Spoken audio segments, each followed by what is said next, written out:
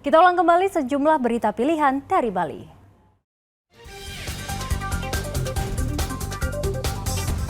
Tebing longsor menyebabkan 3 orang tewas tertimbun di Bebandem, Karangasem.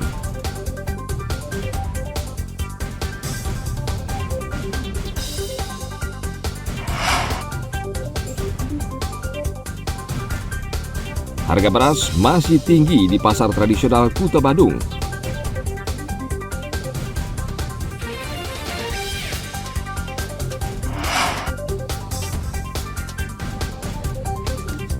Para perajin di Desa Gulingan Mengwi masih setia menekuni profesi membuat topeng barong yang diwariskan turun-temurun.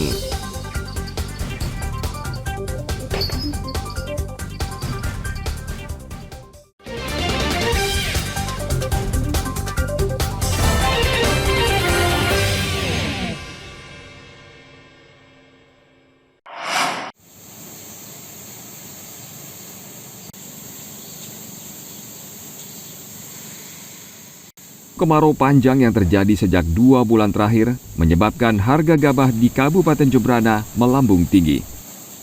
Kondisi ini menyebabkan petani enggan menanam padi, bahkan padi yang sudah ditanam terancam gagal panen akibat kekurangan air. Saat ini harga gabah di pasaran berkisar Rp7.000 per kilogram. Bila harga ini terus bertahan atau bahkan naik, maka akan mempengaruhi harga beras di pasaran. Harga beras di tingkat pabrik saat ini Rp12.500 per kilogram dan harga jual di pasaran mencapai Rp15.000 per kilogram. Itu dari awal Agustus yang hitung itu sudah lebih dari Rp1.000 dia naiknya harga beras. Termasuk juga dari bahan baku kemarin yang gini 6.500, sekarang sudah 7.000 informasinya, tapi yang beberapa hari terakhir kita ngambil gabah memang karena belum berani juga gitu dengan kondisi gabah yang sekarang tuh kelihatannya yang ditawarkan itu agak hijau dan sebagainya, hitung-hitungannya tidak masuk. Kalau sementara tiang untuk hari ini baru bisa menjual beras itu dengan harga Rp12.500 itu per kilonya. Maka dari informasi yang masuk 7.000, harga beras itu mestinya harus 13.000 lebih baru kita bisa artinya kembali pokok, kembali modal lah gitu. Makanya tiang belum berani juga.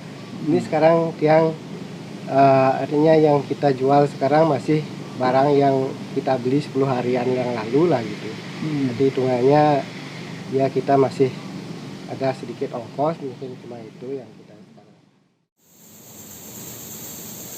Petani memperkirakan kenaikan harga gabah dalam waktu dekat akan mengurangi pasokan beras di pasaran dan kemungkinan akan menaikkan harga beras.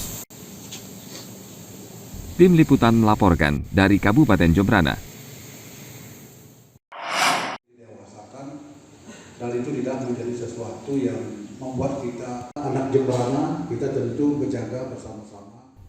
Pemilu 2024 tidak lama lagi, namun tidak sedikit yang khawatir pemilu mendatang akan mengulangi pemilu 2019 yang berbau sara dan hujatan. Agar pemilu berjalan damai dan aman, Kamis pekan lalu, Pemkab Jembrana, 18 partai politik peserta pemilu, Polres Jembrana dan Forkompinda menggelar deklarasi pemilu damai di Wantilan, Jakarta.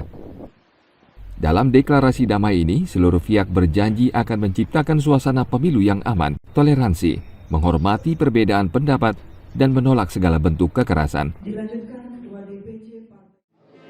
Kita sebagai bupati ada satu persamaan persepsi menyambut pemilu itu untuk menuju pemilu yang damai, ya. Nah, apa kata masyarakat bahwa pemilihan legislatif ada keributan, ada ini, tidak zamannya sekarang.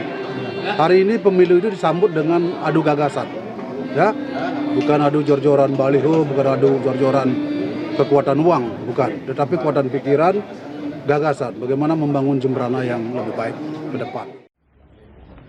Agar pemilu berjalan aman dan lancar, Polres Jembrana sudah menyiapkan anggota untuk mengamankan mulai dari tahapan kampanye hingga pemungutan suara.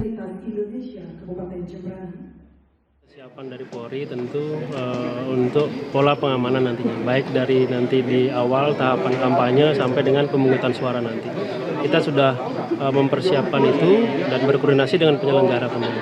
Harapan kita dengan deklarasi ini tentu untuk komitmen bersama bahwa untuk membangun Jemberana untuk kondusif pada saat nanti proses dari tahapan ini menjelang nanti pemungutan suara.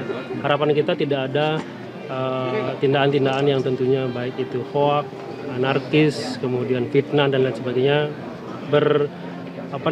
Berpestalah dengan sesuai dengan tema yang diharapkan bahwa kita bersinergi untuk negara ini.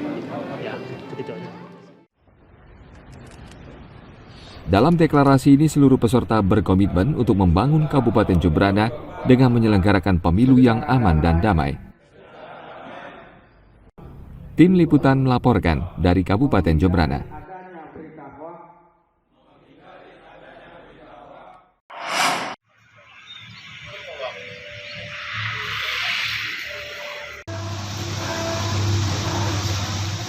Badan Pengawas Pemilu Kabupaten Bangli akan menindak tegas parpol, caleg, serta tim pemenangan maupun tim kampanye yang melakukan sosialisasi atau kampanye di tempat ibadah.